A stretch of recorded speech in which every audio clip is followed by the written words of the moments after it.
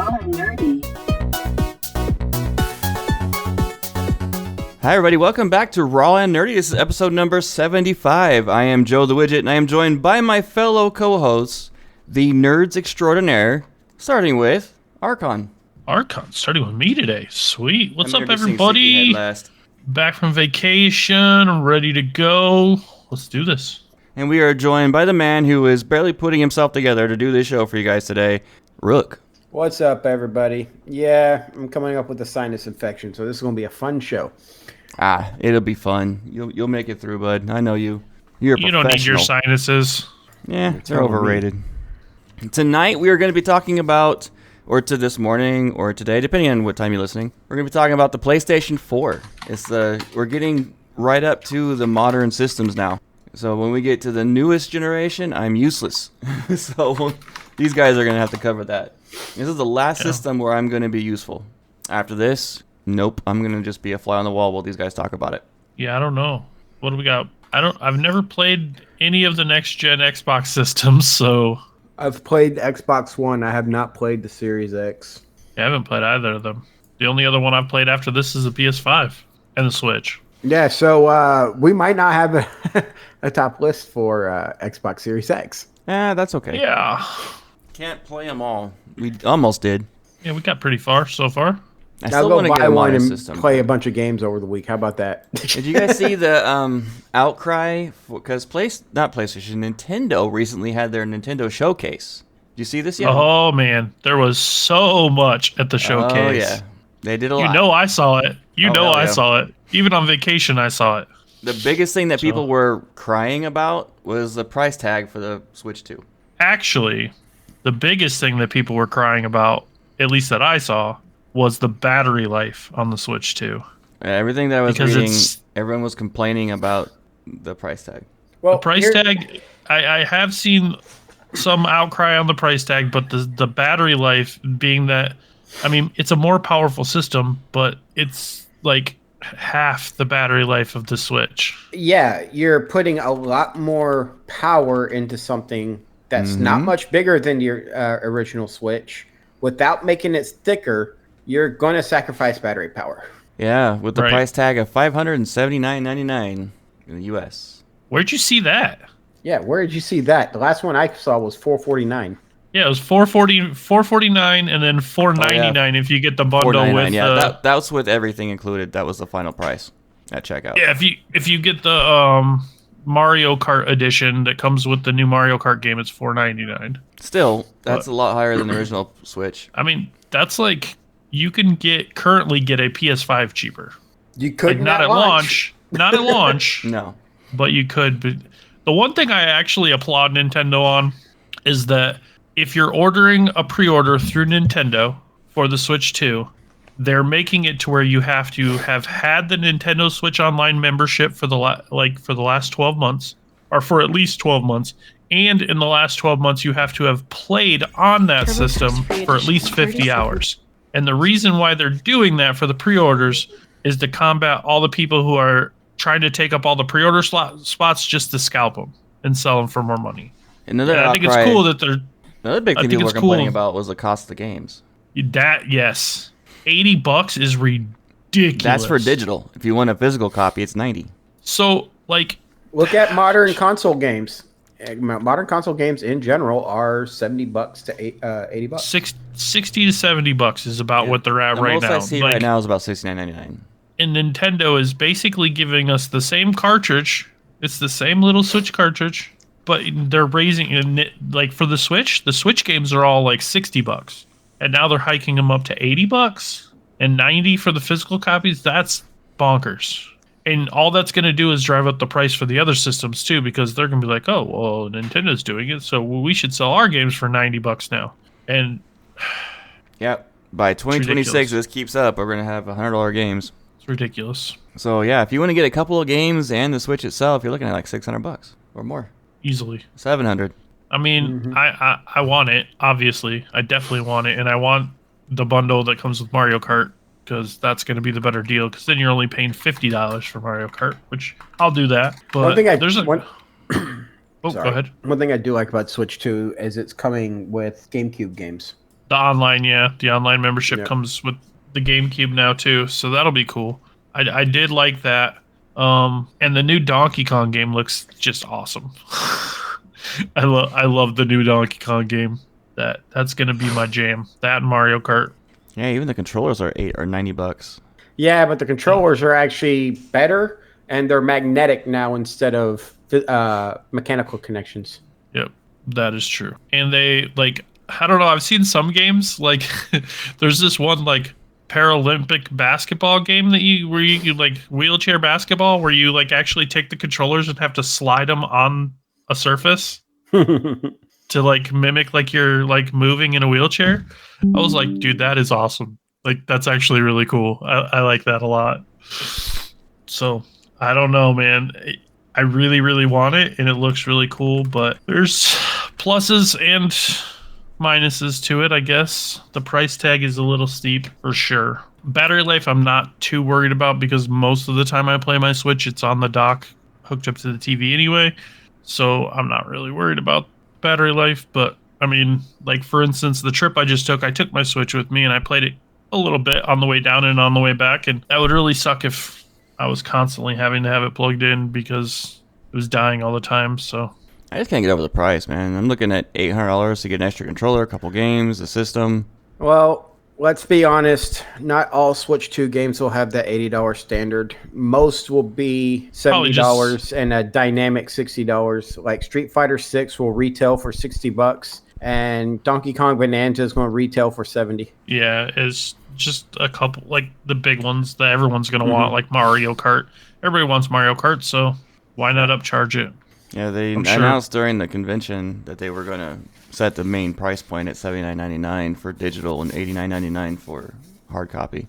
So we'll see. Time will tell. Hopefully they'll decide to drop it. One thing I do really like about it, though, is that it is completely backwards compatible, so you can play all your regular Switch 1 games on it. So at least I'll have a library of games to play while I wait to be able to afford more other games. So that was the big news this week. Was Yeah. the whole Nintendo showcase. And Looks great. Yeah, I'm not gonna lie, it does look decent.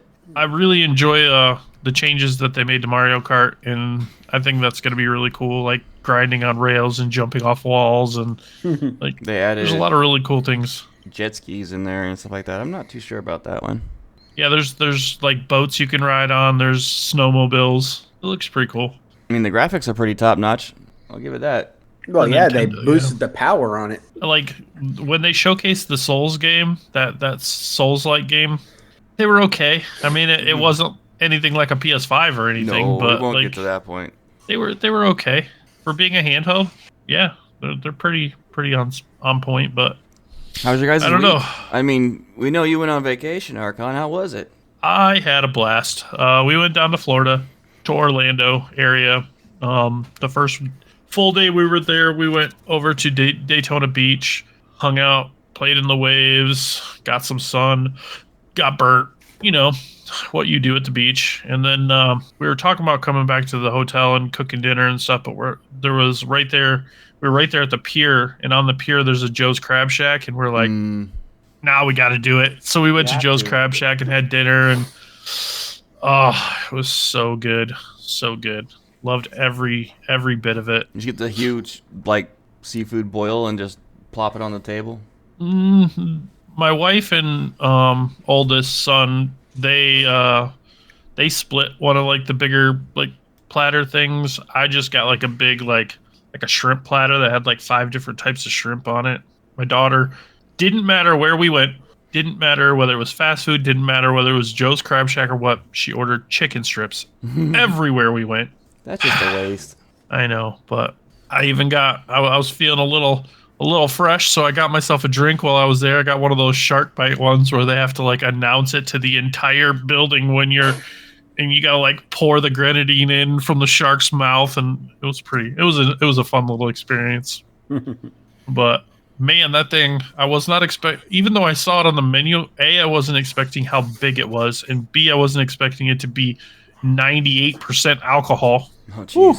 That thing. A little bit of alcohol. Yeah, that thing was rough. Yeah, so then the second day we went to Universal Studios, Islands of Adventure, which is where the Velocicoaster is, and I really, really wanted to ride that. It's like rated in the top 10 of best coasters in the world, and I really wanted to ride it, and it did not disappoint. I loved every second of it. And we found out that my 3-year-old is a roller coaster lover. He had a blast. Really? That's good. Every single thing that he could ride, he wanted to ride. And there's like the Spider-Man ride there. He wanted to do that one like over and over. He's like, come on, we need to go on Spider-Man again. I want to ride Spider-Man again. Like, we ended up riding it twice, and he tried to convince us to ride it a third time. But yeah, everything he could ride, he did ride. And like, he would have went on some of the bigger ones if they would have let him, but he's still just a little guy, so he couldn't. But we even convinced my son Finn, who's a chicken and scared of everything, to go on Velocicoaster with us, and I think we broke him. At the end of the ride, he sat there in a panic state for like a good 10 minutes after we got off the ride. His legs were like still shaking. It was worth every second. I was a big chicken roller coasters until I was 12. He's 10. My dad's company rented out Magic Mountain here in Cali. Mm-hmm. So we all went, and there was only about 400 people there, and we got to ride every single ride. And my dad made me promise that I would to ride one roller coaster with him. And I didn't want to ride any. I was terrified of them. So I promised him I would. He put me on Revolution, and after that, I rode every single coaster in. You were hooked. Yep, in Magic Mountain. I rode Viper like 4 or 5 times Viper. without getting off. Viper's one of my favorite rides there. Oh yeah, it's one of the best. Love that ride. The best part about our day at Universal, though, is that, like, we were expecting it to be really busy. It was not. The longest we waited for any ride was the Hagrid's motorbike one. I think we waited maybe 40 minutes for that one. It said 80 minutes, but we did the single rider line so that we could get through faster. It only ended up taking about maybe 40 minutes, 45 minutes or so. But every other ride we got on in, like, they would say 10-minute wait, and it was only a 10-minute wait because it took you 10 minutes to walk through the line to get to the front because there was nobody. We literally would just walk through the line and get on. We didn't really wait for anything. And nice. I mean, while I still like Cedar Point more, the one thing I will give Universal Studios is that the lines for all their rides they're all really cool. I mean, they're movie studio companies, so they make the lines all, like, you know, really cool. Oh, and yeah, there's cool things to see and videos to watch. Like the Spider-Man line, you're going through, like, whatever, J. Jonah Jameson's newsroom. You're going through there and watching all the videos about how Spider-Man's a menace and all this, like, on your way to the ride. And, like, all of them were just really cool like that. And we rode this one ride that was like a little, almost like a tram ride, but it was like in the Dr. Seuss land. And it was about the Sneetches, and like while you're waiting in line, they have like the pages of the book on the wall, so you can like read the book as you go. There's just cool stuff like that. And all the different lands were really cool. They were all like done up really well. I really liked Hogwarts Castle. They did that really well. There's lots of cool things to see in there, and I don't know. It was a lot of fun. That's the whole point. Yeah. And then the third day, we just kind of relaxed and did a little bit of shopping, went to a couple thrift stores, went to a couple gift shops, got a few souvenirs and stuff, and then we just kind of hung out at the hotel and swam in the pool. We cooked some steaks by the grill. Oh, that sounds like a good night to me. Yeah, it was pretty awesome. We went to Aldi and to go to shopping for all of our stuff, and we told the kids, all right, you guys can each pick out like a $10 steak. So, like, you know, I pick out my New York strip, or it was either New York strip or ribeye, but it was a nice steak. And my daughter picks out one just like mine, and then my stepson picks out this steak it was a round steak, so it was a cheaper cut of steak, but he knew he could go to $10, so it was like a 32-ounce steak. This thing was absolutely massive. I was like, dude, just because you can go to $10 doesn't mean you need to get that huge steak. It's not going to be as good quality and good tasting as a better cut. It's true. And then I saw something that made me want to just hurt somebody. Aldi sells Wagyu hamburger. Why would you do that to a Wagyu? Like, that's a crime to Wagyu everywhere. I saw that and I just sighed. I'm like, why would you do that to such a good cut of meat? But they can make Wagyu hamburgers, of course. But no, yeah. The only way to eat a Wagyu is steak form.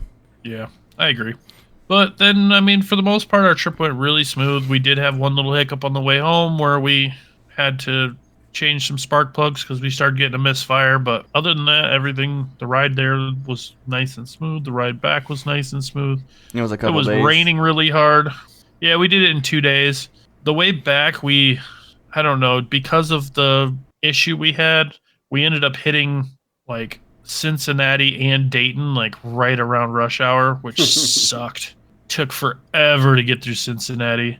The first day we were gonna hit Atlanta at rush hour, but like my GPS was like, I'm gonna reroute you, and it rerouted us this like way around Atlanta that was cut out like 2 hours of time. That works. Yeah. Took us completely around Atlanta. Otherwise, it would have took forever to get through Atlanta. So I'm glad we missed that one. But we stopped both on the way there and on the way back at this little touristy place called Buc-ee's. I don't know if you've ever heard of Yeah, Buc-ee's, I have heard of it. But it's like a truck stop type gas station place that has all kinds of souvenirs and all kinds of fun stuff. Yep. And my son really liked that place. He's like, let's go to Buc-ee's. I want to go to Buc-ee's again. So naturally. So you had to stop. Of course. But other than that, I mean, I didn't really get to do a whole lot of nerdy stuff. Like I said, I brought my Switch with me for the ride whenever I wasn't driving, and I was like thinking to myself, what game would kill the best amount of time and get me through the car ride without thinking about it? And I chose Animal Crossing because that game's a real easy game to waste time on. It is. So I played that on the way down and on the way back, and a little bit, not too much. The problem with that game is you can waste a lot of time on it, but in the early levels, until you like start getting things, there's not really a whole lot to do. I didn't think about that. Should have just played a Pokemon game or something. Yeah, that was my adventure-filled week. How about you guys? Yeah, mine wasn't too adventurous. Outside of work, gym, sleep routine, been getting myself back into Elite Dangerous. I miss the simplicity of exploration in that game. They're finally making it where we can expand systems, but they only do like the nearest inhabited system, and it's annoying it's just really annoying. I also jumped back into Enshrouded since we got a server on there. I've been running around on there just randomly. I tried to find the server. I couldn't find it. Did you search for a raw server? I did. It came up when I searched for it, no problem. Didn't come up for me. I was going to message Archon about the IP, but got sidetracked. Yeah. The day before I left, I was trying to get on it, and I couldn't find it. And like my buddy Chris jumped right on it, and he's like, I see it. It's right here. And he jumped right on, but I could not find it. So I restarted my computer, and then there it was. I was like, huh, okay. Yeah, it's weird. It's there. It's definitely there. Went today and watched a UFL game.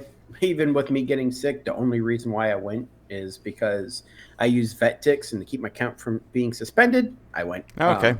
Yeah, the weather here is bipolar. It was 80 degrees earlier last week, and then Thursday and Friday it tanked. And then last night it was in the 30s. Yeah, sounds like my week. I was down in Florida. It was like 90 the whole time, and then we get back home, and it's supposed to snow tomorrow.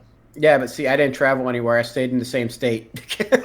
Yeah, that's fair. I gotta say, the dynamic at a UFL game is a lot different than an NFL stadium because there's fewer people. The crowd's more involved. The official can actually hear the people saying the official sucks.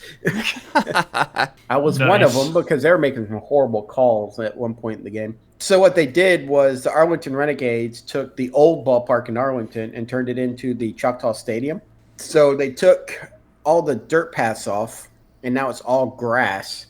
Left field, they extended out with bleachers, made that so now it's taken up like a football stadium and not like half the entire baseball field. People wouldn't be able to see the game. Home side is near the Texas Rangers bullpen, their old bullpen. So it's actually pretty cool how they got it set up. Hopefully they can keep doing that because they use it for soccer and football. I was watching a UFL game during my workout this morning.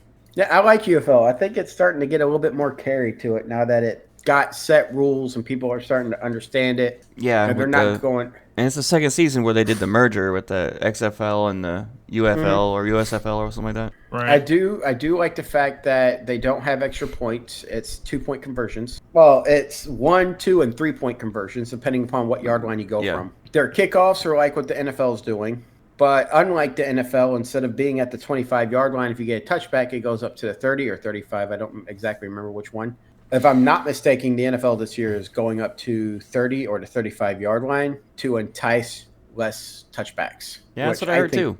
Which I think is good because I actually enjoy watching the ball get returned. Yeah, more action. Yeah. Nowadays, your kickers can kick the ball so dang far now that like every single one of them could kick it into the end zone. So you got to give them some reason not to. Yeah, so they actually that's one thing I do like.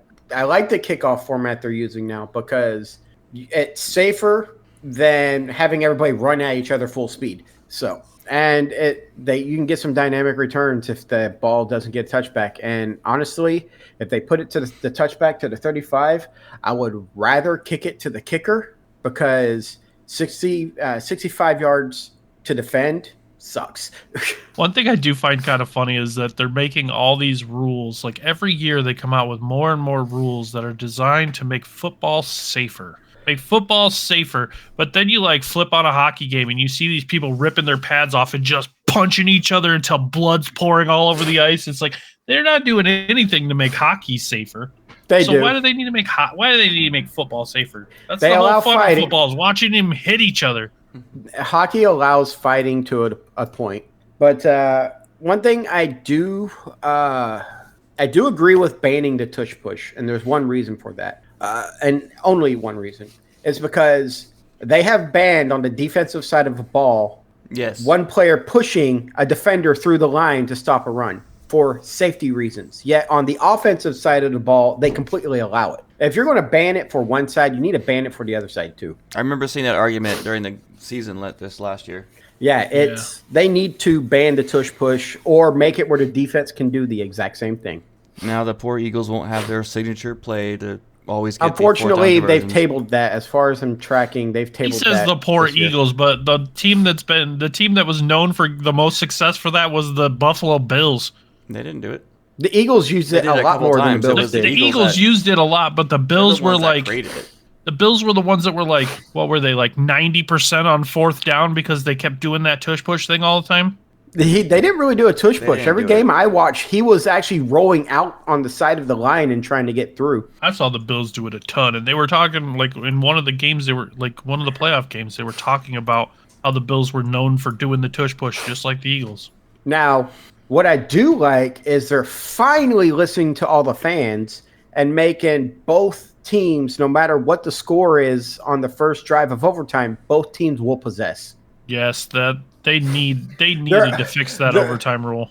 Yeah, they were sitting there. Everybody's like, "Ooh, they're doing this just to benefit the Bills," and I'm like, "No, this is something a lot of fans have been pushing for a while because it's just they're doing this." The only team that this doesn't benefit is the Chiefs, because that's how the Chiefs win all their games. Mm-hmm. They're the only ones that this doesn't benefit. Yeah, a lot of the people I saw whining about the rules were Chiefs fans. Right. So I do like these changes they're making. We'll see what happens. I'm always excited for the NFL season. I am to a point. I root for the Cowboys, who have the worst owner/general manager in the league and the worst front office when it comes to re-signing players. That's fair. My Vikings have been just killing it in the offseason. They've been picking up left and right, filling good positions. Like they're gonna be tough this year. The draft is in 23-ish days, approximately 20 to 23 days. The Dallas Cowboys have still not signed Micah Parsons to a long-term contract. That should have been their number one goal, but it hasn't been. So Jerry Jones can go screw himself. Bleep himself. Well, all right. So I'm looking forward to getting back to our picks. That's what I'm looking forward to. Yeah, that was a lot of fun. So I started getting sick. Obviously, you can hear it. So this weekend I didn't work out. Saturdays are typically my off days anyway because I got a lot to do before I go do my Pathfinder. But today I didn't even touch the gym. I woke up at 8 o'clock in the morning when my alarm went off and literally yanked my little wooden stand that my phone sits off my nightstand because I was so exhausted when I grabbed it to turn the alarm off. Yeah, it's best you don't when you're sick anyway. Yeah. But when I weighed in on Thursday, I weighed a whopping 224 pounds. Awesome, man. Killing it. from February 1st of 240 pounds, I am currently down to 224. I am going to start adding some more cardio to my workout, and I'm thinking Saturdays I'm going to use HIIT for Saturdays. That way I get a quick workout in, but also exhaust myself, because I can do that here. I don't have to go to the gym for that. Finally, I had some, I don't know if he ruined my luck or what, talking about his luck, but Pathfinder sucked this week. Really? At one point, I had 4 critical failures in a row. Oh, welcome to my world. 2 of them were for my pet wolf. He attacked, crit failed both of them. No more pet wolf? No, he's still alive. Then my turn, I crit failed. And then later on, I went to attack and I crit failed. I could not hit for the life of me in that game. So I'm going to double check, make sure my build is the way I want it. But one thing I'm learning is there are people who haven't played the remaster version of Pathfinder 2. And the way they do the remaster does character building and whatnot is complete. And the rules for sneak attack are completely different than what anybody's used to. So for sneak attack in D&D, your opponent has to be flanked, either be flanked or you get advantage on the attack for critical success or for a sneak attack. In Pathfinder, flanking the opponent, the opponent is only flat-footed and caught off guard to the 2 people that are flanking, nobody else. But if you build your rogue right, you can actually put them off guard and then attack. So every turn you can do that and actually give yourself sneak attack. Our rogue, she I don't think she understands that because the rules so much different than D&D. But hopefully they discuss it with her and teach her, because right now she only does like 1 to 3 points of damage due to staying at range, and it's really hard to get off guard characters at range. So that's been my week though. I spent the beginning of my week in San Diego from Monday to Wednesday night. My birthday was Tuesday, so I was in San Diego the entire day. And all I did when I got to my hotel room after working my butt off was play Balatro. Thank you, Archon. I told you that game is addicting, but it's fun. It is. I wish I did better graphics for it, but what game? It is a lot of fun. Balatro, the card game we were talking about. Yeah. Oh, okay. I wound up beating the white, blue, black, and magic decks. Beat the magic deck this morning, finally. I haven't even played it that much. I thought I'd play it more on the way down, but I didn't really get into it. And I even found out like different things, like if you get the blank redeem, what do they call those things? The tickets that you redeem for special effects. There's a blank one that doesn't do anything, but if you get it 10 times, it unlocks the most powerful one. Oh. It's like the black hole or something like that, and it gives you one more Joker slot. Oh, there's a lot of Jokers that'll give you more Joker slots too. Like if you get like the prismatic ones, then they'll give you more Joker slots. Yeah, I had it on one of my games I was playing. I had like 7 or 8 Jokers. And it's not the Joker itself; nice. it's one of the effects that can occur on them. Inverted. Well, it's a prismatic thing you can get to. Yeah. Like if you pay attention to like the things you can get on your skips. Yeah. Like if you skip a round, like one of them is like your next Joker in the store is free and it will be prismatic, and then the prismatic gives you +1 Joker slot. It's nice. It can. That's one of the effects. I've been really enjoying it. My luck still sucks, but I usually have to go 4 or 5 games in the new deck just trying to get past the first series, and then finally it'll start kicking and I'll get things that I need and do it. But I think it was my second game I beat the white deck, and I was texting you nonstop about it, and I just destroyed it. I thought, this is easy. I didn't have as easy a time beating the blue and black and magic took me some of them forever. are tough. Some of them are real tough. I thought the magic deck would be nice and easy, but no. Each deck gives you different starting effects, basically. So it's been a lot of fun. I've enjoyed it way too much. And my son, and I remember you talking to me about Minecraft yesterday. I didn't get a chance to play it yesterday, but then my son messaged me today, asking me the same thing. Have you played Minecraft lately? And I said no, but I was going to today. So I did for about an hour before we recorded tonight. And the April Fool's joke that Minecraft is known to do every year, and they have a playable April Fool's joke every year. This one is called Craft Mine. And it is actually very, very amusing. You craft mines that you have to beat. And you can, it's crazy amount of different effects you can craft together to create this new world. And the whole point is to get out of it. They did a lot. And it's like a whole Matrix thing going on when you first get into it. It's so much fun. Man, I got hit with an April Fool's joke that I wasn't expecting. I wasn't paying attention to what day it was at all. I knew it was your birthday. I messaged you, told you happy birthday and stuff. Other than that, I did not pay attention to the fact it was April Fool's Day. And then on the second, I woke up and I was reading some news, and I saw this article about Cedar Point and the new roller coaster they're putting in, and I was like, oh, okay, cool. I was like, I know they're putting in the Siren's Curse, which looks like a really cool ride.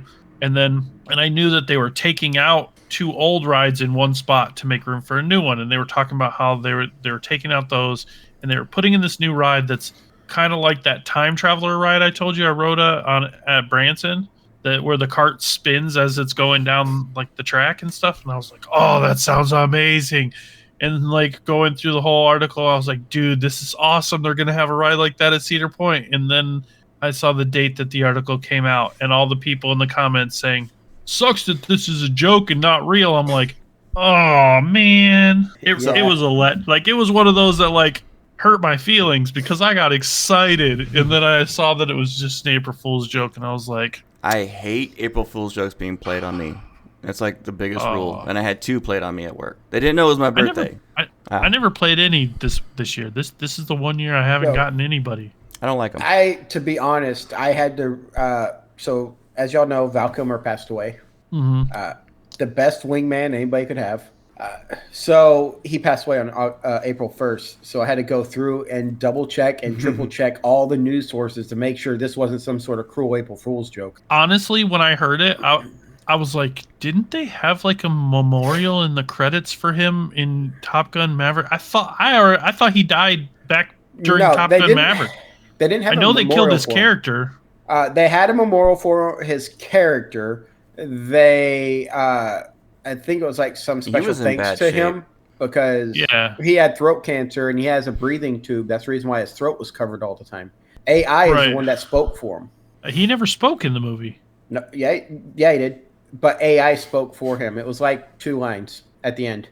Huh. But yeah, I thought I could have swore that there was like an in loving memory thing at the end of that movie, and I was like, I thought he already passed away. That's boggled my mind that he was even still alive.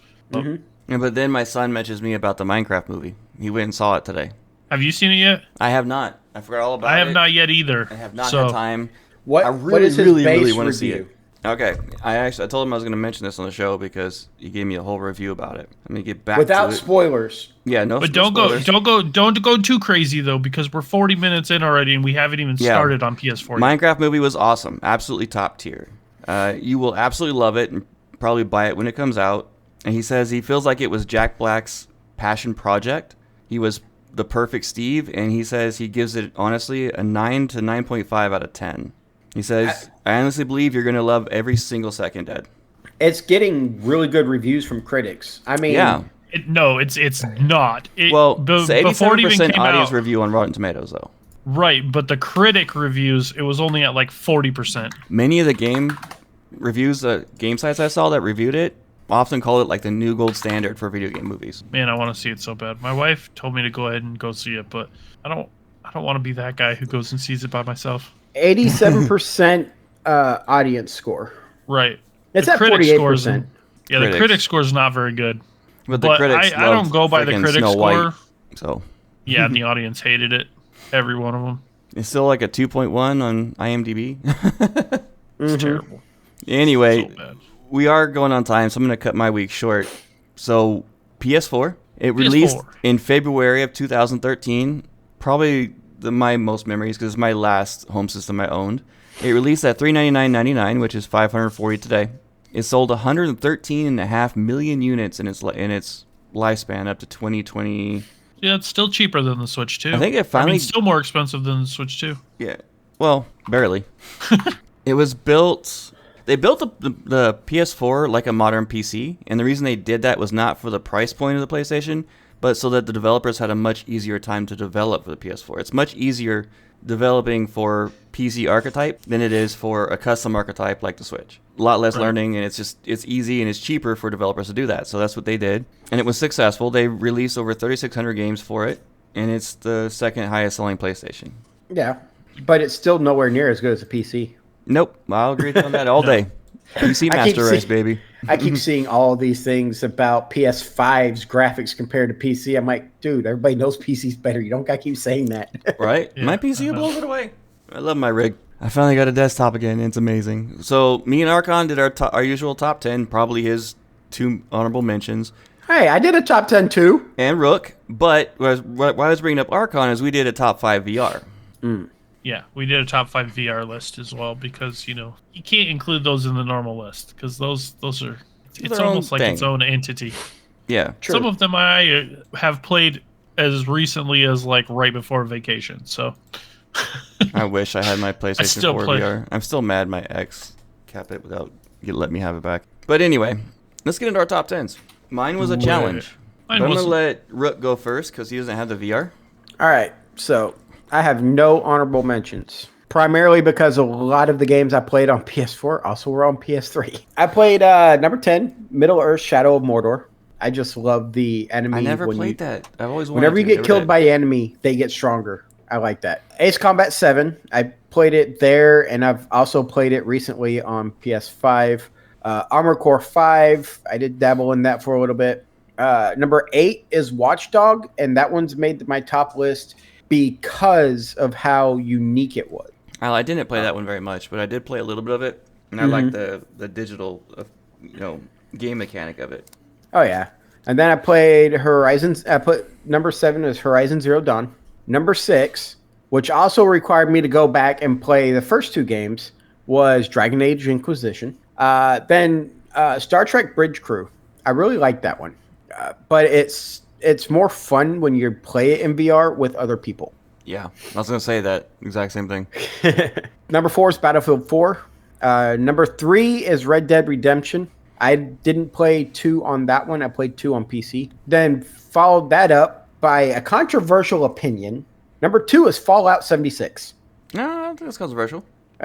Dude, I played it from release on PS4. Okay, yeah, the release was controversial. that was garbage. Terrible. The modern version of the game is fantastic. What they have done to update it is great.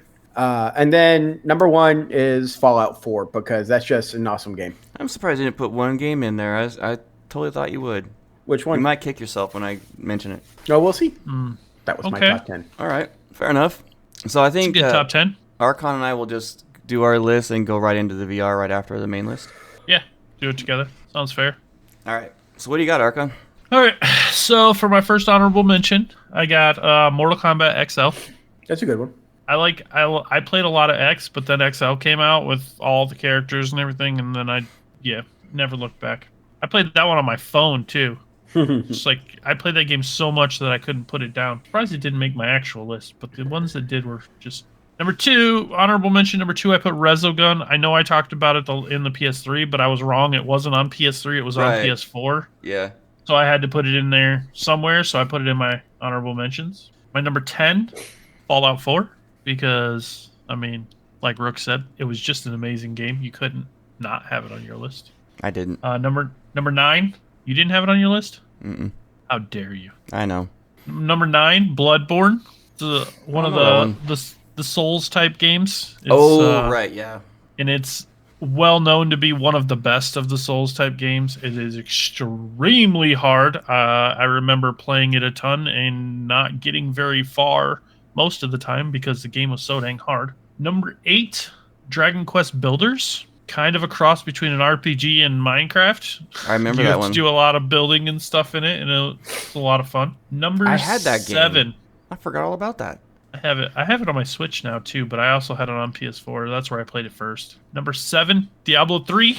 Played the absolute snot out of that game because you could do things in that version that you couldn't do in the other version on PC. So I played it a lot on both. Probably have 200 plus hours in PS4 on that game. Number 6 is probably one of the closest to a perfect game that you could ever play, if you haven't played this game, you're doing yourself an injustice. Marvel's Spider-Man. No, I'm not a big fan of superheroes. So I am never played them. not. I am not a big fan of superhero games either. But Spider-Man, I am not joking you when I tell you it is as close to a perfect game as you will ever play. It is so good, so good. Number 5, another game that's pretty close to perfection, Red Dead Redemption 2. Oh, that whole series is just so good. Number 4, Final Fantasy 14. Now, not then, not on release, but I did play it on release and it kind of sucked, but I played it on release on PC, and then when it got re-released, the first time I played it again was on PS4. And number 3 is Destiny 2. Destiny, that's another game I just had so many hours into. I played that for a bit when it came out. Yeah, I still every now and then will pull it up on Steam and play it, just because. I played it on Steam more than I did on PlayStation. Yeah, I played it on both. Number 2, Kingdom Hearts 3. Still play that game. That'd probably be my son's number 1. I play all those games. It was close. But if you know me, you know that my number 1 is the Final Fantasy VII remake, because that'll be on my PS5 list too. So just be prepared. It might not be number 1, but it'll be there on my PS5 list because that game is just so good. So good. And then my top 5 for the VR. Number 5 is a game called Rec Room, which is just a bunch of fun little mini games and stuff you can play. I play like all the time with my kids. Number 4 is Astrobot Rescue Mission. Ding ding. Astrobot games are so much fun, man. They're so fun. Number 3, Resident Evil 7 Biohazard. If you haven't played a Resident Evil game in VR, you've never been terrified out of your wits. I did a couple demos. Oh, that game, that was the first game I ever played on my VR was that game. And it terrified the living. I remember a specific time where the one part freaked me out really bad, and my sister was laughing at me. I was like, "Here, check this out." So I died, so I had to redo that part. I was like, "Here, check this out." And it's right at the beginning of the game. You're sitting at this table with this cannibal family that found you, and this one dude like comes at you like aggressively. And my sister, with a VR headset on it, tried to run away, tripped from the headset being attached to her, fell over the bed, and like landed on like her face with this VR headset on. And I laughed so hard. I was like, yeah, pretty realistic, isn't it? Number 2 is Until Dawn, Rush for Blood. It's kind of you're on like a roller coaster ride going through this like creepy clown place with like guns trying to shoot things that are coming at you. It's so much fun. And number 1, is there any doubt? No. Beat Saber. Yep. Beat Saber. I play it almost daily with like my kids and just by myself, and I love Beat Saber. That game is way too much fun. Mentioned it a lot on this, and I can almost guarantee. Actually, you know what? I can guarantee it's Joe's number 1 as well, but we'll find that out in a minute. I don't do honorable mentions like always. Of course. My number 10 was Tales from Borderlands. I thought the story of that game was really, really, really good. I had a blast doing it. Number 9, Mortal Kombat X. It's the last Mortal Kombat I fully got into. And number 8 that was any good. Yeah. Far I don't Cry know. 5. I liked 11. I didn't like 11. Never played it. I haven't played a fighter since Mortal Kombat X. 11 and 1 are both kind of feel clunky to me. I'm sorry, but name a Mortal Kombat game where you knock a guy in half with Johnny Cage and he uses them as a hand puppet. I mean, I'm not saying the fatalities weren't cool. I'm just saying, like, the controls and everything felt really clunky compared to, like, the other Mortal Kombat games. They didn't feel the same. My number 8 is Far Cry 5. I had a blast with that game. Number 7, any of those. Little Big Planet 3. Oh, the story of Far Cry 5 was just disturbing, but the gameplay was a lot of fun. I played a lot of Little Big Planet 3 with my daughter. Number 6 is No Man's Sky. No, yeah, I should have put that one on there. No, because I never played that on PlayStation. I did. I've never played it yet. That's after they updated it. I got it when it first came out, hated it, didn't play it again until they redid it, and then picked it up again, and then me and Rook played a lot of it for a while, but on PC. Mm-hmm. Number 5 is Diablo 3. Countless hours with me and my son on that one. Number 4 is Rocket League. I absolutely love that game. I forgot about Rocket League. I played the snot out of it on both PC and PlayStation. I think I liked it more on PlayStation. The controls were just better. I forgot about Rocket League. Number 3 is Horizon Zero Dawn. I love that game. I still want to play the second one. Now that's on PC, I might. Number 2 is the one that I thought Rook would probably mention, Call of Duty Blackout. Played that on PC, sir. And we played it on PlayStation at my house. A couple of times, but most of the that time. was when we lived together. We played it at on They PC. only had Blackout for 1 year. We played Modern Warfare, that one more. Blackout was on. We played it on the PlayStation 4. When we did those duos in one, it was at my house on the PlayStation. The good old split screen. And I was so pissed when they changed it to the new one they have, the Battle Royale. Mm-hmm. But Blackout was their original Battle Royale for Call of Duty. Mm-hmm. My number 1 is Call of Duty Advanced Warfare. And I had more fun with that game with my son than any other game I can remember. And we got really, really good at it. It was my favorite Call of Duty. My VR, I have 2 that are identical to the Archon, but my number 5 is Minecraft VR. I never tried it. You have never to. played Minecraft in VR, man. You have to. It gives you a whole new perspective on that game. It's when you're looking at blocks that are actually half your size. Huh. It blows your mind at first, and when you're digging a mine, it's creepy. Huh. Number I have 4, to try it. Astrobot Rescue Mission. I built a Same house. spot and everything. Built a house and a mine in Minecraft VR, and it took a lot longer than normal Minecraft because I did not go outside at night. Having to deal with the zombies and skeletons and all that in VR, nope. Especially the creepers. I nearly lost my crap when a creeper snuck up on me and blew up. Huh.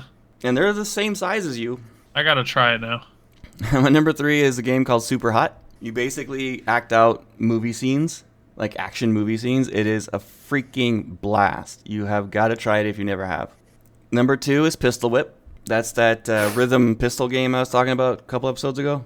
And Yeah, of course, I've seen it. I've never played it though. a lot of fun. And number 1 is, of course, Beat Saber. Of course. That's a Knew good it. one. Called it. It was so good. By far the best. My PlayStation 4, though, most of my memories are all about playing with my kids, mostly my son. And, of course, playing with Rook and Blackout was amazing. And that one win where we did duos and won it was just so... We were yelling and screaming for like 10 minutes after that win. Only time we've That's won in duos. Yeah, only time we won in duos. We made the like top 10 quite a bit, top 5. Mm-hmm. I thought we won on Sounds like duos again when they did shotguns and snipers. That was on the other one. Was it? It might have Yep. been, yeah. Sounds like the one time that me and my daughter won on Fortnite. Those games, I love Battle Royale, and Blackout was by far my favorite, and I wish we could still play that game. Mm-hmm. You never got into Fortnite though, did you? No, do not like it. I've tried playing it I've- twice, did not like it. Yeah, I always said I didn't like it either, and then I just recently played it a couple months ago with my daughter, and we had a good time with it. So I don't know. I played, not CSGO, but the father of Battle Royale, I can't think of the name of it. Used to watch it on esports too. Why can't I think of it? Not Fortnite. League of Legends? No, Oh, PUBG. Oh, that was the father? I thought Counter-Strike was before PUBG. It was. Battle Royale version. PUBG is the first Battle Royale game. Mm-hmm. And I used to, when I was working at General Atomics, I used to watch, on my breaks, I'd watch the esports pros go at it on PUBG. Huh. So yeah, that's PS4. We got Minecraft movie. Gotta go see it. And yeah, anything else we want to bring up, guys, before we wrap it up? Just a fun fact: there is no number before the number 1000 that has an A in it. What? I actually knew that. Okay, there's your fun fact. That was a trivia question on something I watched not that long ago. Like, what's the first number you get to before you get to, or before you have an A? Yeah, Oh. I didn't think about that until I saw it, and then I was like, that can't be right. And I started counting my head, like, no kidding. I was gonna put Jackbox games in my PlayStation list, but I could not think of one to put on there.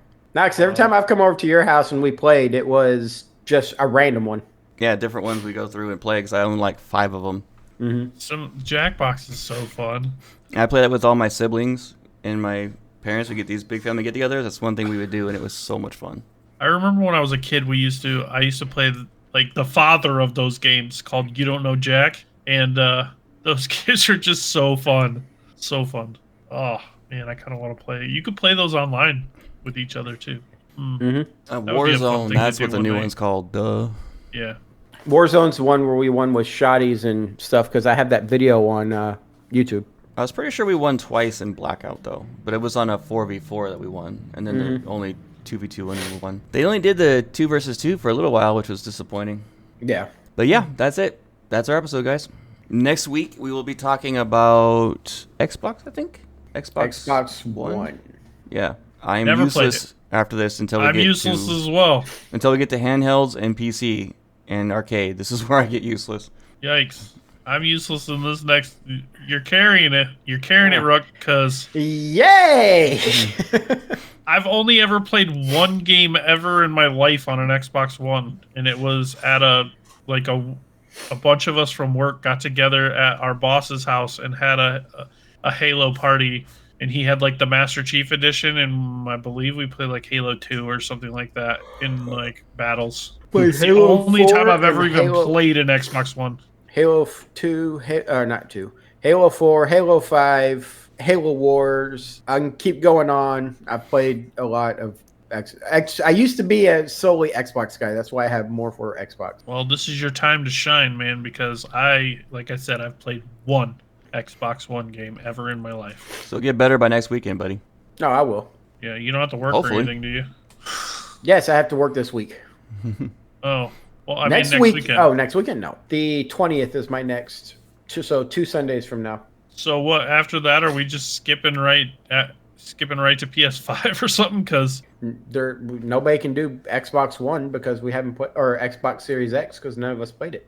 Right. yeah. We can bring it up. Oh, you Or know wait, what I Switch. never did? Switch comes before PS5, doesn't it? Yes, it does. Significantly before. Switch came out during the Xbox One Xbox One PS4 era. era. I never brought up the Metacritic for PS4. No, we didn't. I have it. And Red Dead Redemption 2 was number 1. Of course it was. Yeah. Then Grand Theft Auto 5. Then Persona Royal 5 Royale. The Last of Us. God of War. The Last of Us Part 2. Persona 5. Metal Gear Solid. Uncharted 4. And then Journey. Not the band Journey, the Makes game sense. Journey. Yeah. The I've never played worst any of the rated game for Persona games, but I've PlayStation heard 4. Afro Samurai 2. Yes! Afro Why am I- Samurai, man.